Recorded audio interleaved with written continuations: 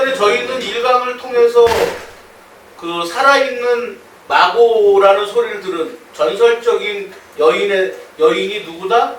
소선호다. 그 여인은 왜 살아있는 마고라는 소리를 들었다? 두 나라를 건국하는데 깊이 관여를 했기 때문이다. 전 세계에서 나라 두 개를 건국한 여자는 오직 소선호밖에 없어요.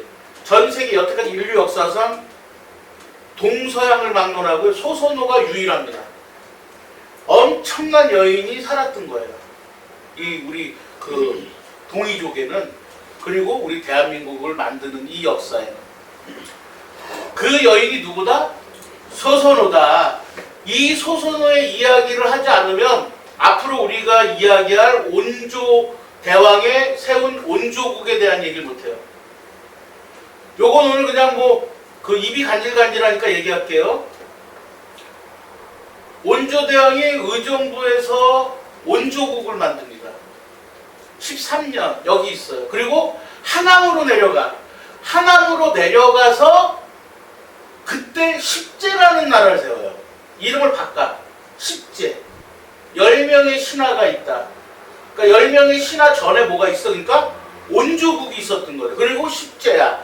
그리고서 몇 년 있다가 안성 쪽으로 내려가. 이제 슬슬 공주 쪽으로 내려가는 거예요. 내려가면서 이때 백제라는 이름을 씁니다. 그러니까 백제로 완성되기까지의 과정이 출발이 의정부예요.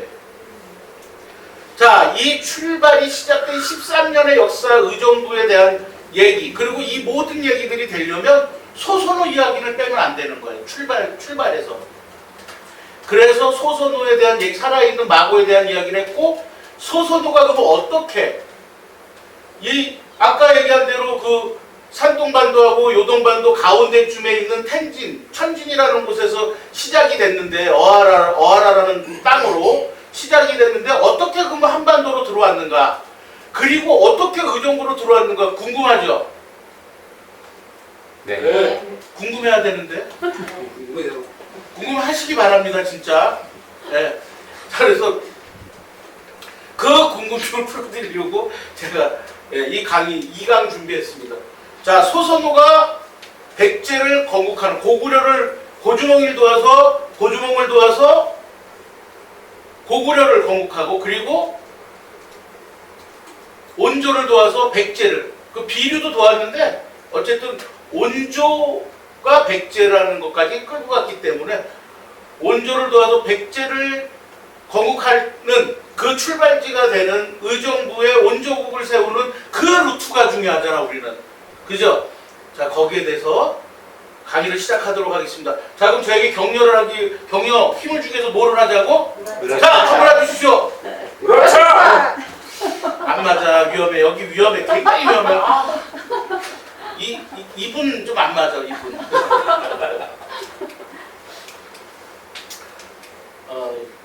얘가 또 말을 안 들어. 왜? 예. 자, 아까 초상화 보셨죠? 자, 이제부터는 소선은 여황제죠. 그쵸? 어하라가 됐으니까. 소선호가 백제를 건국하는 루트는 어디서부터 시작됐느냐?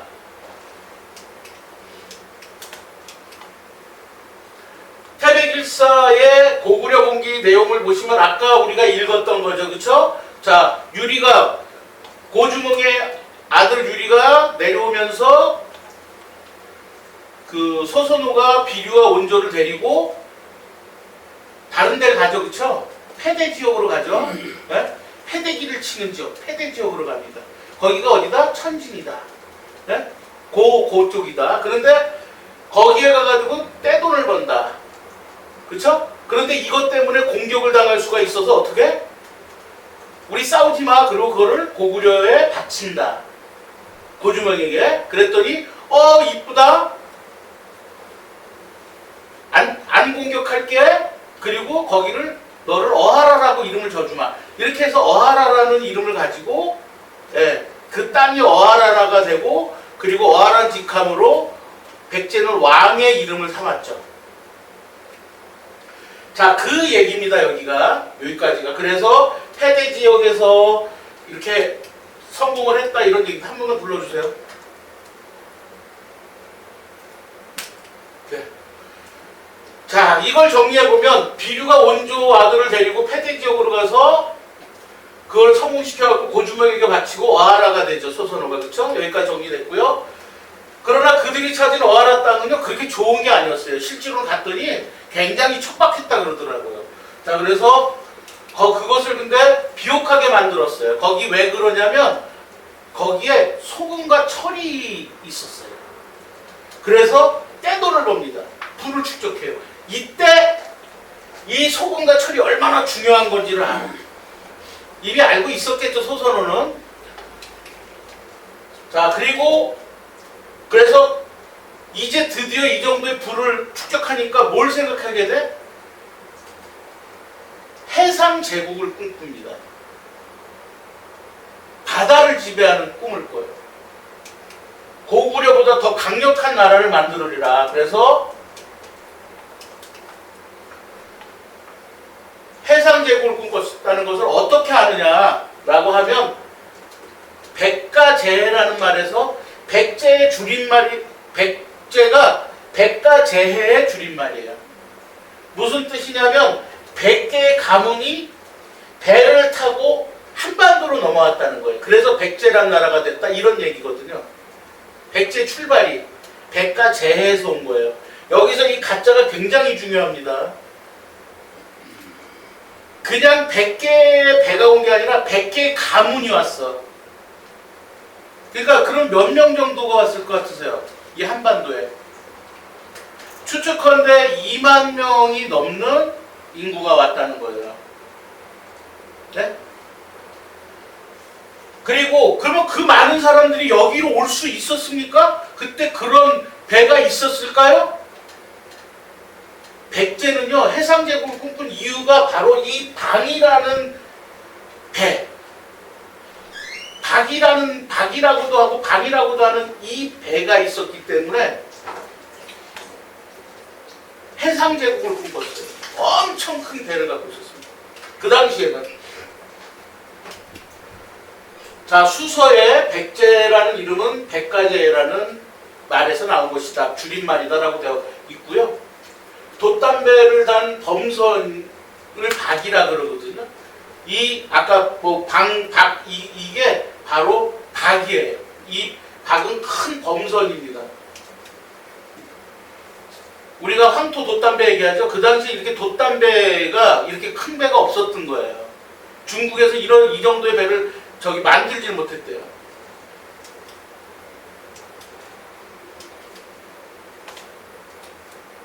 오늘 거기 앉아줘서 감사합니다.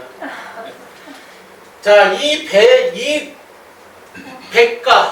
100명의 가문이 이렇게 배를 준비하고 지금 한반도로 올 준비를 하는 모습이 보여요, 안 보여요?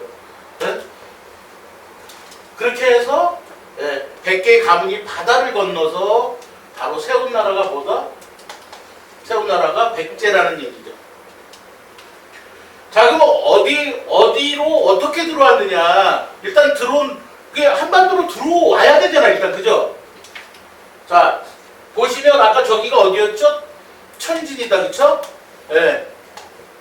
저기에서 우리나라로 어떻게 들어왔을까? 자, 소설의 개척지 어하라에서 어떻게 들어왔을까? 라고 하면 점이 갑자기 나타나네, 그죠? 이 점이 뭐냐면 덕적도예요.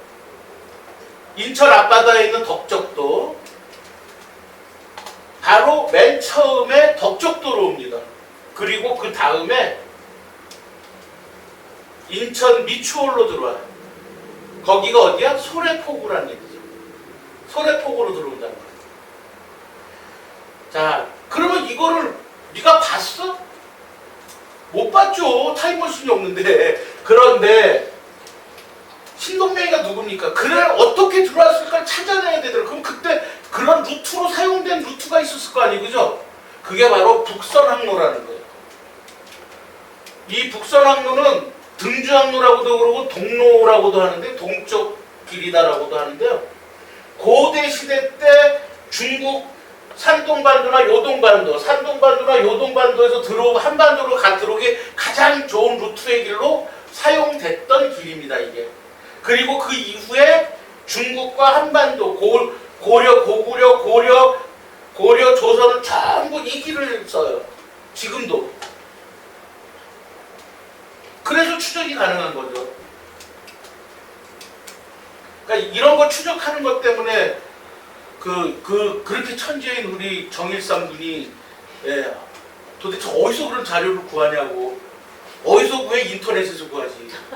인터넷에 다 있는데 고수들이 다 남겨놨어요. 내가 필요한 거는. 내가 필요로 안 해서 모르는 거지 필요한 건 다 거기에 있어. 자, 소선호 건국루트를 추적하기 위해서 기본 지식을 알려드립니다. 매성현, 매소홀, 매소현 이런 말이 나오면 소선호가 지배하기 위해서 금전을 치르고 산 땅이라고 인천에서 주장해. 제가 주장하는 거 아니에요. 인천에서 주장해. 실제로는 이 매자가 들어가잖아. 이거는 물이라는 뜻이야. 물. 다 물고울. 물의 땅이란 뜻인데 요즘에 소선호를 키우려니까 인천에서 매성, 매소, 이렇게 뭐 하니까 매매했다 뭐 이런 느낌 드니까 소선호가 돈 주고 산 땅으로 이제 주장을 하는 거죠. 괜찮아. 근거만 잘 되면 괜찮아. 이거 받아줄 수 있어. 자, 두 번째. 소래포구할 때 소래 있죠. 소선호가 들어온 곳이에요. 인천에서 주장하는 거예요. 그리고 저도 주장하는 거고. 근데 소래라는 말이 소선호가 들어와서라고 주장하는 인천의 말은 인정하기가 어려워. 그렇지만 소선호가 들어온 건 맞아, 그 길을. 소선호 전에 다른 사람이 들어왔어요. 다른 부족이 들어와서 소래라는 말이 만들어진 거고 그 이후에 또 소선호가 들어왔어. 그래서 소래포구는 더욱 소선호랑 연결이 된다. 이런 얘기인 거고요. 그 다음에 세 번째, 노고산이 들어가는 산은 전부 소선호가 하늘에다 제사 지낸 땅이야. 이게 굉장히 중요해요. 3번 노고산은 소선호가 하늘에다 제사 지낸 땅이 산이다. 기억해 두세요. 살아있는 마고 소선호. 그 다음에 그 소선호가 하늘에다 제사 지낸 산을 뭐라 그런다? 노고산이라고 한다. 자, 그 다음에 비비고개, 비류고개, 비루고개 이런 것들, 그리고 성현, 별성자에 고개현자 이런 것들은 전부 비류 왕자가 왔다 갔다 했던 고개다. 요즘에 인천이 이거 가지고 또 옛날에 비류고개라고 해가지고서 별로 이렇게 관심도 없었는데 요즘에 인천이 비류국 얘기를 하게 되면서 비류 왕자가 왔다 갔다 했던 비류대왕이 왔다 갔다 했던 고개로 바뀌었죠. 조금 있다가 놀라운 얘기가 나옵니다. 자, 소래에서 부천으로 넘어가는 고개예요. 비류왕이 왔다 갔다 했대. 비류. 자, 그 다음에 잉벌로라는 말이 있고 잉화도라는 말이 있어요. 잉자가 들어갔고 이거는 쳐서 공격해서 만들었다. 자, 그래서 잉벌로나 옛 시흥이에요. 이거는 소선호가 공격해서 거기를 자기 땅으로 만든 거. 여기 여의도도 마찬가지야. 잘 기억해두세요. 시흥하고 여의도로 쭉 연결되어 있다고 보시면 돼. 소래에서 시흥에서 여의도. 오케이? 자, 그리고 어하라라고 하는 거는 뭐다? 백제, 임금, 직함이다. 그런데 그 뜻은 붉은 옥의 나라다라는 뜻이다. 이것까지 해석하면 6박 7일 걸리기 때문에 그런 것들은 안 건들고 넘어가도록 하겠습니다. 자, 그 다음에 버들개라는 말이 있어. 어디에 있어? 의정부 녹양동에. 이 버들개는 소선호가 고구려와 같이 강대한 나라를 세워달라고 기도한 곳을 버들개라 그래. 그래서 유하부인